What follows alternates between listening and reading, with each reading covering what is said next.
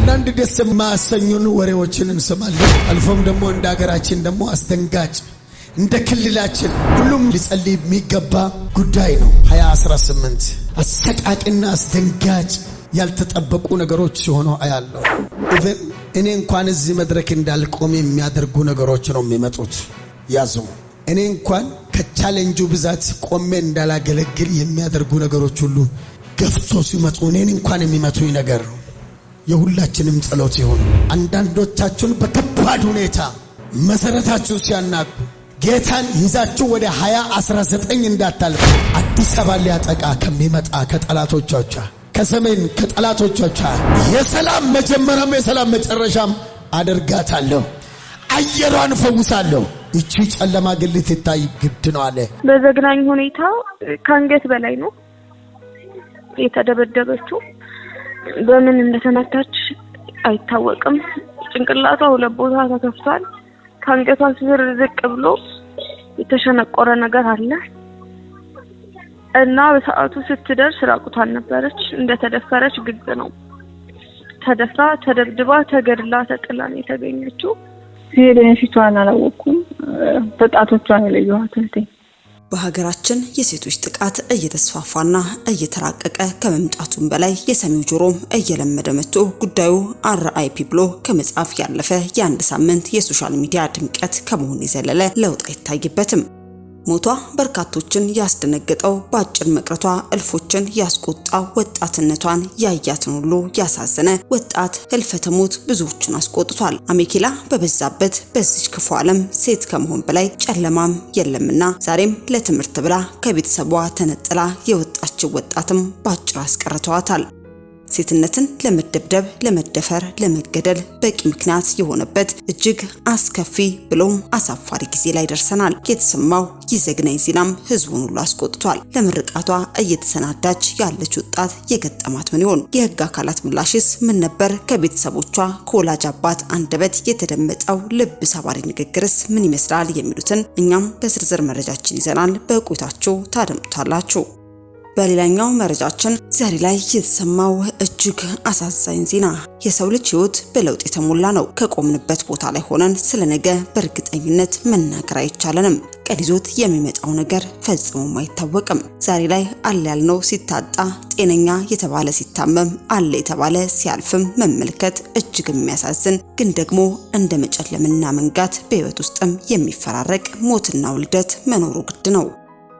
በኢትዮጵያ ብዙ ጋዜጠኞች በዝምታ ዋጋ እየከፈሉም ነው። ከባድ የሥራ ጫና፣ ዝቅተኛ ክፍያ፣ የኦንላይን ጥቃትና ዛቻ፣ አንዳንድ ጊዜ ደግሞ ሽፋን የምንሰጣቸው ዘገባዎች በራሳቸው የሚያመጡት የስነ ልቦና ጉዳቶችም ቀላል አይደሉም።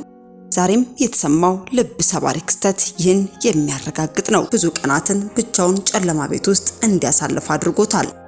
ትላንት ግን ይህን ሁሉ መሸከም አልቻለም። ክትትል ከሚያደርግበት ሆስፒታልም ለአባቱ በጣሽ ወረቀትም ጽፏል። ከዚህ በኋላ በእኔ ምክንያት ዋጋ አትከፍልም፣ ደህና ሁንም ይላል።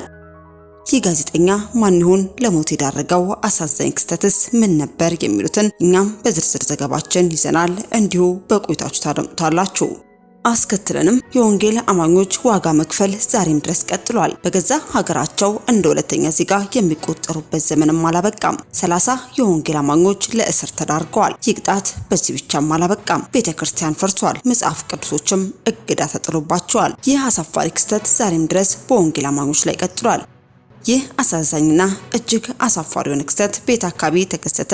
የመንግስት አካላትስ በዚህ ጉዳይ ላይ የሰጡት እጅግ አሳፋሪውና ህዝቡን ያስቆጣው ምላሽ ምን ይሆን? የሚሉትንም እንዲሁ በመረጃችን አካተናል። በቆይታችሁ ታደምጡታላችሁ።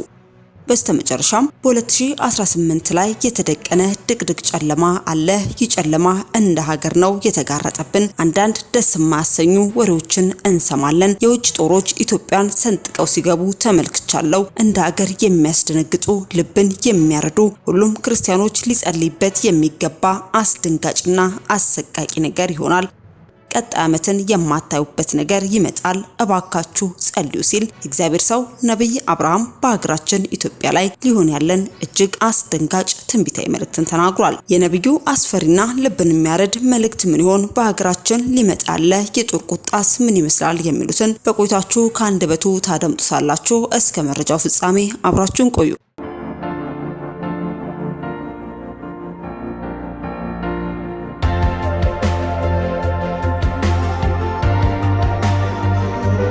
አስቀድመን ወደ ያዝንላችሁ መረጃችን ስናልፍ ሰው መሆን በራሱ ብዙ ፈተናዎች እንዳሉበት ቢታመንም ሴት ሆኖ መገኘት ደግሞ ኃጢአት እስኪመስል ግፍ የመቀበያ ምክንያት ሲሆን መመልከት በእጅጉ ያሳዝናል።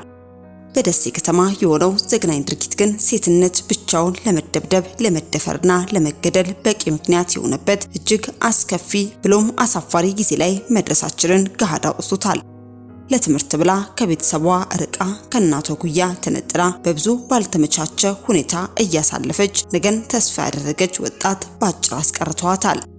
ይህ ልብ ሰባሪ ዜና አይደለምና ለልጅ የወደፊት ስኬት ከራስ ቁርስ ከአፍ ቆርሶ ለሚያስተምር ወላጅ ቀርቶ ከሩቅ ሆኖ የሰማውን ሁሉ ልብ ያሳዘነ እንዲሁም በእንባ ያራጨ መርዶም ሆኗል። ትምህርቴን አጠናቅቄ ራሴን እችላለሁ ለቤተሰብም እተርፋለሁ በሚል ሐሳብና ምኞት ትምህርቷን በርትታ የምትማር ቢሆንም የቀን ጎደሎ ሲገጥም አያድርስ ነውና በሰው ጅብ ተበልታ ተገኝታለች። ወላጅም ትምህርቷን ለማጠናቀቅ ጥቂት ጊዜ የቀራትን ልጅ ምርቃቷን እንጂ ሞቷን ከቶ አያስብም። ይሁን እንጂ ይህች ሩቅ የምታስብ ለጋ ወጣት እንደወጣች ቀርታ ባጭር መቀጨቷ ተሰምቷል። ከደሴ ከተማ የተሰማው የዘግናኝ ዜና ህዝቡን በሙሉም አስቆጥቶታል።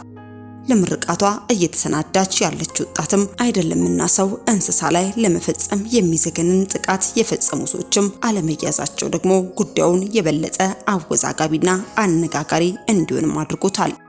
ጥቁር ጋውን ለብሳ በድል ስትመለስ ደግሶ ሊቀበላት እየተሰናዳ ያለ ቤተሰብ የልጃችሁን አስክሬን ተረከቡ የሚል ለጆሮ የሚከብድ አምኖ ለመቀበል የሚያዳግት መርዶ ደርሶትም ማቅም ለብሷል።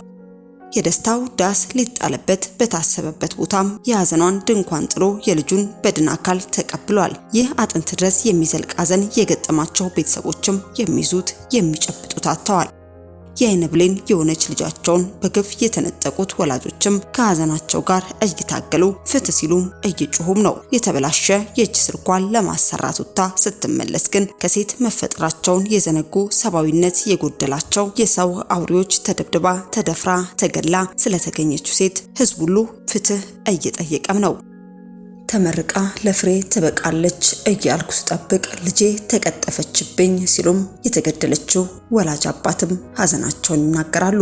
ወጣት ሊዛ ደሳለ የኮሌጅ ትምህርቷን እየተከታተለች በነበረችበት ደሴ ከተማ ውስጥ በአሰቃቂ ጥቃት መገደሏን ቤተሰቦቿም ይናገራሉ።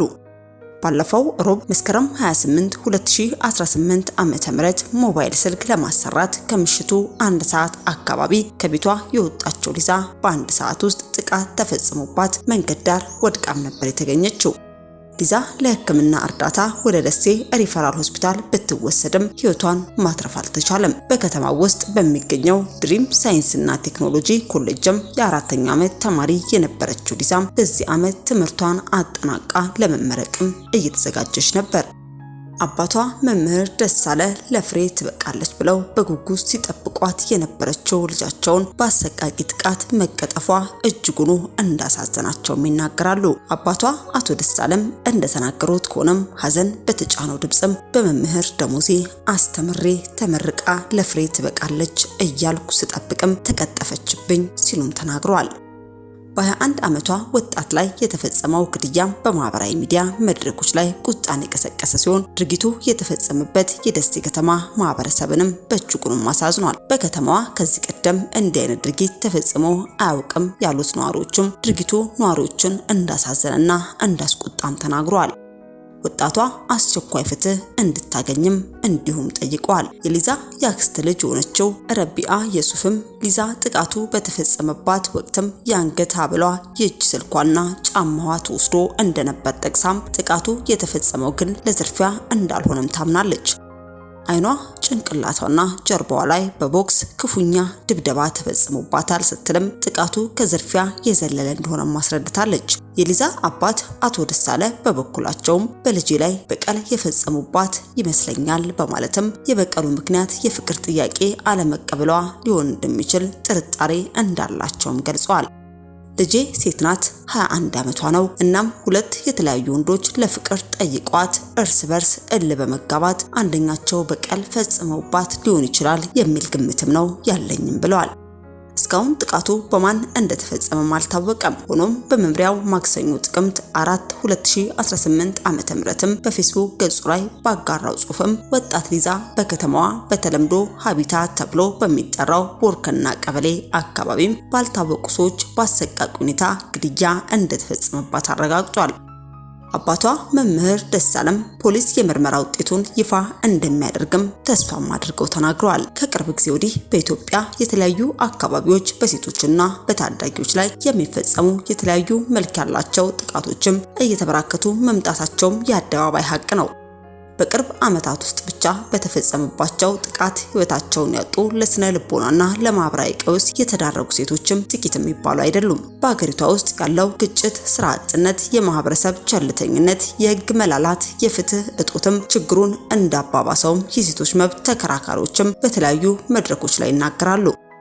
የቅርብ ዘመዷ ብቻ ሳይሆን የሊዛ ጓደኛ የሆነችው ረቢአ የሱፍም ሊዛ ስልክ ለማሰራት አመሻሽ ላይ ወደ ሞባይል ጥገና ቤት ሄዳ ስልኩን አሰርታ ወደ ጓደኛዋ ቤት በማምራት ላይ እያለችም ነው ጥቃት የተፈጸመባት ስትልም ገልጻለች። ረቢአ እንደምትለው ሟች ሊዛ ጥቃት ሳይደርስባት በፊት ለጓደኛዋ ደውላላት ስለነበር ጥቃቱ ወደ ተፈጸመበት ስፍራም ቀድማ የደረሰችው ጓደኛዋም ነበረች። ሊዛ ጥቃቱ ከተፈጸመባት በኋላ ወደ ደሴ ሪፈራል ሆስፒታል ተወስዳ የሕክምና እርዳታ ቢደረግላትም ህይወቷ ሊተርፍ እንዳልቻለም ተገልጿል። ከጥቃቱ በኋላም አልፎ አልፎ የድንጋጤና የመርበትበት ስሜትም ታሳይም ነበር። እስትንፋሷም ነበረች። በህይወት ትተርፋለች ብለን ብንጠብቅም በዚያው ዕለት ሌሊት ላይም አረፈች ብላም ረቢአ ስለ ክስተቱ ትናገራለች። ረቢአ በጥቃቱ የምትጠረጥራቸው ሰዎች ባይኖሩም ጥቃት የተፈጸመው ለተራ ዘረፋ ወይንም በአጋጣሚ እንዳልሆነም ትናገራለች። ለምርመራ ይረዳል የተባሉ መረጃዎችንም ለፖሊስ መስጠታቸውን የገለጸችው ረቢአም የፖሊስ ምርመራ ሊያደናቀፍ ይችላል በሚልም ዝርዝር መረጃውን ከመናገርም ተቆጥባለች። ቤተሰቦቿ እንደሚሉትም እንደ ወላጅ የምናወራቸው ነገሮች አሉ። ትምህርቷን ጨርሳ ወደ ትዳር ህይወት እንደምትገባ እንጂ እንደዚህ አይነት ስጋት እንዳለባት ነግራኝ አታውቅም ሲሉም አባቷ አቶ ደሳለም ይናገራሉ። የደሴ ከተማ ፖሊስ ምርመራን አጠናቆ ለልጃቸው ፍትህ እንደሚያገኙም ተስፋም አድርገው ይናገራሉ። እስካሁን ፖሊስ እያደረገ ባለው ጥረትም ደስተኛ መሆናቸውንም መምህር ደሳለም ገልጸዋል። ሊዛ ከታላቅ እህቷ ጋር የጋራ ህልምም ነበራት። በሙያዋ ነርስ በሆነችው ታላቅ እህቷ ምክርም የፋርማሲ ሙያዋን ለመማር የመረጠችው ሊዛም ከእህቷ ጋር የራሳቸውን የጤና ተቋም ለመመስረት ትምህርቷን በትጋት ስትከታተልም ቆይታለች። ልጃቸው በዚህ ዓመት ትምህርቷን አጠናቃ ሊያስመርቋት በጉጉት እየተጠባበቁም ነበር። ልጄ ለኔ የተለየ ፍቅር ነበራት። በመምህር ደሞዝ አስተምሬ ፍሬዋ ሲደርስ ተቀጠፈችብኝ የሚሉት መምህር ደሳለም ልጃቸው ሊዛ ሲበዛ ተጫዋች፣ ኃላፊነት የሚሰማት ለታናናሾቿ አርአያና ተንከባካቢ እንደነበረችም አስተውለው ተናግሯል። ያልጠበቁትና አስደንጋጭ ሐዘን እንዳጋጠማቸው የገለጹት መምህር ደሳለም ቤተሰባቸው በከፍተኛ ድንጋጤና በቀላል የማይወጣ ሐዘን ውስጥ መሆናቸውንም ገልጸዋል። ባለቤቴ ሐዘኗ ብርቱ ነው። ከቀኑ 8 ሰዓት ከሊዛ ጋር ተደዋውለው መርዶ የመጣባት ማታ ነው። የእርሷ ነገር ከባድ ነው። ምናልባት ፖሊስ በምርመራው የልጃችንን ገዳዮች ለፍትህ የሚያቀርብልን ከሆነ በመጠኑ እንጽናና ይሆናል በማለትም ወላጅ አባት የልጃቸው ህልፈተ ሞት ምን ያክል እንደጎዳቸውና እንዳሳዘናቸው በዚህ መግለጫቸው ላይ እንዲማስረድተዋል። እኛም ለሟች ቤተሰቦች፣ ወዳጅ ዘመዶች ሁሉ በሚዲያችን ስም መጽናትን እየተመኘን እንዲሁም ፍትህ እንድታገኝም መልእክታችንን ማስተላለፍ ወደድን። አስከትለን ወደ ያዝንላችሁ መረጃችን ስናልፍ በዛሬው ዕለት እጅግ አሳዛኝ ዜና ተሰምቷል። አንጋፋው ጋዜጠኛ ህልፈተ ሞቱ ተሰማ። የሰው ልጅ ህይወት በለውጥ የተሞላ ነው። በቆምንበት ቦታ ላይ ሆነን ስለነገ በእርግጠኝነት መናገር አይቻልም። ቀን ይዞት የሚመጣ ነገር አይታወቅምና ዛሬ ያለው ሲታጣ ጤነኛ ነው የተባለ ሲታመም አለ የተባለ ሲያልፍም መመልከት እጅግ የሚያሳዝን ግን ደግሞ መጨለምና መንጋት በህይወት ውስጥ የሚፈራረቅ ነውና ሞትና ውልደት መኖሩም ግድ ነው። ዛሬም የተሰማው ልብ ሰባሪ ክስተት ይህን የሚያረጋግጥም ነው። ተወዳጁና አንጋፋው በሙያ ብቃቱ የሚደነቀው በመድረክ አያያዙ የሚለየው ጋዜጠኛ ህልፈተ ሞቱ ተሰምቷል። የጋዜጠኛ ኪማኒ ሙጉቦአ በአንድ ወቅት በሲቲዝን ቲቪና በኤንቲቪ ስክሪኖች በብዙ ያስደመመ ጎበዝ ባለታሪክ ነበር። ነገር ግን ብዙ ቀናትን ብቻውን ጨለማ ቤት ውስጥ እንዲያሳልፍ አድርጎታል። በዚህ የአእምሮ ጤና ፈተናዎችም እየታገለ እንደሚገኝም በድፍረት በአደባባይም ተናግሯል። ትላንት ግን ይህን ሁሉ መሸከም አልቻለም። የአእምሮ ጤና ክትትል ከሚያደርግበት ሆስፒታልም ለአባቱ ብጣሽ ወረቀትም ጽፏል። ከዚህ በኋላ በእኔ ምክንያት ዋጋ አትከፍልም ደህና ሁንም ይላል። በገዛ እጁ ህይወቱንም ነጥቋል። የጋዜጠኛው ሞት በቅርቡ እየተባባሰ ለመጣው የጋዜጠኞች የአእምሮ ጤና ዘርፍም ትኩረት እንዲሰጠው የማንቂያ ደወልም ነው። በኢትዮጵያ ብዙ ጋዜጠኞች በዝምታ ዋጋ እየከፈሉም ነው። ከባድ የሥራ ጫና፣ ዝቅተኛ ክፍያ፣ የኦንላይን ጥቃትና ዛቻ፣ አንዳንድ ጊዜ ደግሞ ሽፋን የምንሰጣቸው ዘገባዎች በራሳቸው የሚያመጡት የስነ ልቦና ጉዳቶችም ቀላል አይደሉም። ሆኖም የአእምሮ ጤና ኒውስሩም ውስጥ ብዙም አይወራም ወይንም ሽፋንም አይሰጠውም።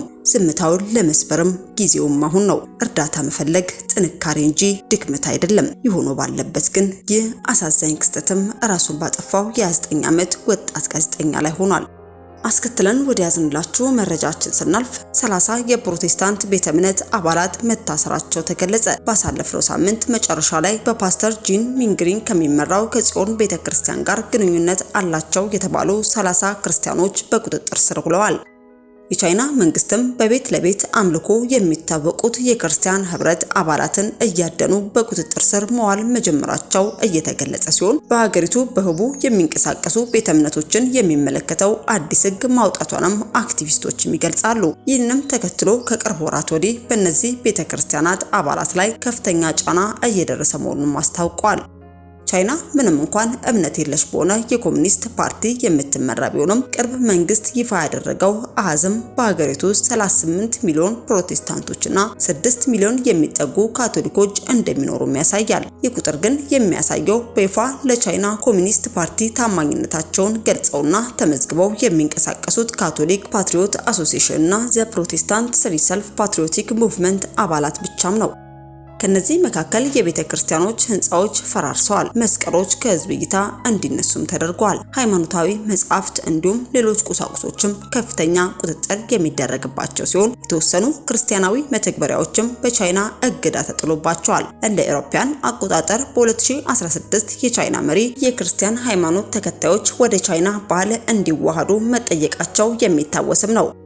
ቢቢሲም በቤሃይ የህዝብ ደህንነት ቢሮ ለጂን ይፋዊ የእስር ማዘዣ ያወጣበት ግልባጭን አግኝቻለሁ ያለ ሲሆን የተወሰኑ የታሰሩ የቤተክርስቲያን አባላትም የተለቀቁ ቢሆንም በርካቶች አሁንም በማረቢያ ቤት ይገኛሉ ሲልም አስነብቧል። ታዲያ እኛም ይህን መረጃ ቅዱሳን ሁሉ በዛ አካባቢ ለሚገኙ ክርስቲያኖችም በጸሎታችሁ እንድታስቧቸው ስንል መልእክታችንን ማስተላለፍ ወደድን። በስተመጨረሻ ወደ ያዝንላችሁ መረጃችን ስናልፍ በ2018 ላይ የተደቀነ ድቅድቅ ጨለማ አለ። ይህ ጨለማ እንደ ሀገር ነው የተጋረጠብን። አንዳንድ ደስ የማያሰኙ ወሬዎችን እንሰማለን። የውጭ በሮች ኢትዮጵያን ሰንጥቀው ሲገቡ ተመልክቻለሁ። እንደ ሀገር የሚያስደነግጥ ልብን የሚያረዱ ሁሉም ክርስቲያን ሊጸልይበት የሚገባ አስደንጋጭና አሰቃቂ ነገር ይሆናል።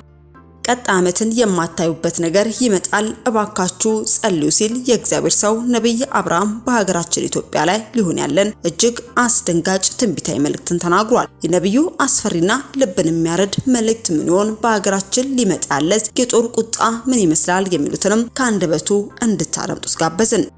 ክፋት አያለው እየተጓዝንበት 2018 በፊት ለፊታችን የተደቀነ ድቅድቅ ጨለማ አያለው። ይሄንን ጨለማ ከፊታችን አስወግድ ጌታ ሆይ። 2018 እያየው ያለው ከባድ ጨለማ አያለው። ድቅን ያለ ጨለማ፣ ድቅን ያለ ድቅ ብዙዎቻችን ፊት የተዘጉ በሮች ጨለማ ይወገድ፣ ጨለማው ይነሳ፣ ፍርሃት ይነሳ፣ የምድሪቱ ፍርሃት ይነሳ፣ የምድራችን ፍርሃት ይነሳ። 7ኛ 9ኛ 8ኛ ወር ፊት ለፊት ላይ የተደቀነ ይነሳ። 5ኛ ወር ላይ ይነሳ። 3ኛ 11ኛ ወር ላይ ያለ ይነሳ። እንደ ሀገር የተደቀነብን፣ እንደ ምድራችን እንደ ክልላችን የተደቀነብን፣ እንደ ኢትዮጵያ ተጋረጠብን የጨለማ በኢየሱስ ስም ከፊታችን በምህረት ብዛት ይነሳ። አንዳንድ ደስ የማያሰኙን ወሬዎችን እንሰማለን። የውጭ ጦሮች ኢትዮጵያን በርግደው ከመቼውም ይልቅ በኃይል ሰንጥቆ ሲገቡ፣ ነገር ግን ድል ሲመቱ አያለው። የውጭ ኃይላት አልፎም ደግሞ እንደ ሀገራችን ደግሞ አስደንጋጭ እንደ ክልላችን ሁሉም የጉጂ ምድር ውስጥ ያለ ቅዱሳን ሊጸልይ የሚገባ ጉዳይ ነው። የተጋረጠ ጨለማ ያለ ድቅድቅ ጨለማ መልኩን እየቀያየረ በወጣቱ ላይ ባዛውንቶ በእናቶችና በቤተ ክርስቲያንም ጭምር በአንዳንድ ቦታ አሰቃቂና አስደንጋጭ ያልተጠበቁ ነገሮች ሲሆኑ አያለሁ። 2018 የምህረት ዓመት ይሁን፣ ጨለማው በሚነሳበት ዓመት ይሁን በኢየሱስ ደርባም ያዳባቱ ኢቨን እኔ እንኳን እዚህ መድረክ እንዳልቆም የሚያደርጉ ነገሮች ነው የሚመጡት። ያዙ እኔ እንኳን ከቻሌንጁ ብዛት ቆሜ እንዳላገለግል የሚያደርጉ ነገሮች ሁሉ ገፍቶ ሲመጡ እኔን እንኳን የሚመቱኝ ነገር የሁላችንም ጸሎት ይሁን። አንዳንዶቻችሁን በከባድ ሁኔታ መሰረታችሁ ሲያናጉ ጌታን ይዛችሁ ወደ 2019 እንዳታልፉ ከባባድ ቻሌንጆች አሉ። የምትወዱትን ታጣላችሁ፣ ያቀፋችሁ ይከዳችኋል። በጣም ብዙ ቻሌንጆች አሉ። በጌታ በኢየሱስ ስም ከፊት ለፊታችን ይነሳ። የምሽግና የጸሎት ዓመት ካንተ እየሰማን ጨለማን ትዳሩን ማንም እንዳይፈታ ልጆቹን ማንም እንዳያጣ ማንም ሰው በዚህ ዓመት መድረክ እንዳጣ እኔን ጨምሮ እግዚአብሔር ለመንግስታችን ሰላም፣ ለገጠር ሰላም፣ ለከተማ ሰላም፣ ለወታደር ሰላም፣ እግዚአብሔር አምላክ ለመንግስት ሰራተኞች ሰላም፣ እግዚአብሔር ለነጋዴ ሰላም፣ ለምድራችን ሰላም፣ እግዚአብሔር አምላክ ከዳር እስከ ዳር በተለይም እንደ ጉጂ ምድር እንደ ምድራችን ጸልያለሁ። ሰላም ይሁን፣ ለኢትዮጵያ ሰላም ይሁን። በረከት ሁሉ አለ። የሚያስገርም ወርቅ ከሰማይ ሲራገፋ ያለው እንደዛው ደግሞ ንፋሳት ያለው ንፋሳት ክብሯም አይሎ መጥቷል። ጨለማው ግን አያሸንፋትም። አንድ ከባድ ጨለማ ከውጭ ወደ ኢትዮጵያ የሚተኮስ መሳሪያ ከባባድ መሳሪያ አያለው። ልቀቁት ይሄንን ከውጭ ወደ አገር ውስጥ የሚተኮስ ከባባድ መሳሪያ። ከዛ በኋላ ኢትዮጵያ ትመክታለች። የእውነት የዓለም ሕዝብ ከኢትዮጵያ ጋር ይቆማል። የዓለም መንግስታት ከኢትዮጵያ ጋር ይቆማሉ። የሰራዊት ጌታ እግዚአብሔር ከዛ በኋላ ኢትዮጵያ አዲስ አበባ ኒውዮርክ እስክትመስል ድረስ የሚያስገርመው እግዚአብሔር ምስክሬ ነው። ኢትዮጵያ ውጭ ያሉት እስኪመኟት ድረስ ለማየት ዓለም እስኪጓጓ ድረስ ወርቅ በወርቅ አደርጋታለሁ አለኝ። የሰላም መጀመሪያም የሰላም መጨረሻም አደርጋታለሁ። አየሯን ፈውሳለሁ። እቺ ጨለማ ግን ልትታይ ግድ ነው አለ ልዑል እግዚአብሔር ኢየሱስ። የሰራዊት ጌታ እግዚአብሔር ብትወድና ብትፈቅድ እቺ ጽዋ ከኔ ትለፍ አይደል ያልከው?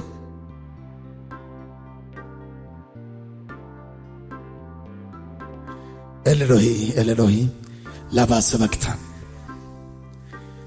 ብትወድ ብትፈቅድ ወደ ከሆነ እቺ ጽዋ ከኔ ትለፍ እንዳልከው ከኢትዮጵያ ከምድራችን ከጉጂ ከኢትዮጵያ አዲስ አበባ ሊያጠቃ ከሚመጣ ከጠላቶቿ ከሰሜን ከጠላቶቿ በኢየሱስ ስም ከለላና ጥበቃ ምህረት ከጠላቶቿ እንድትጠብቃት አገሪቱን ከጠላት እንድትጠብቃት ጉርጋድ ሚሶ ከሚጠብቃት ጠላት በኢየሱስ ስም ከለልኩ። የተከለለች ትሆን፣ በደም የተሸፈነች ትሆን። በዚህ ጉባኤ ውስጥ ባሉ ትዳራቸውን ሊያሳጣ ያለ ትዳራቸውን እንዳጡ፣ ልጆች ሊያሳጣ ያለ ልጆቻቸውን እንዳጡ፣ ገንዘብ ሊያሳጣ ክብር ሊያሳጣ ያለ ክብራቸውን እንዳጡ ውድ የሻሎም ቲዩብ አድማጭና ተመልካቾቻችን ለሰዓቱ ያዝነላችሁ መረጃ ያደመጣችሁትን ይመስል ነበር። በሌላ አዳዲስ መረጃዎች እስከምንገናኝ መልካም ቆይታ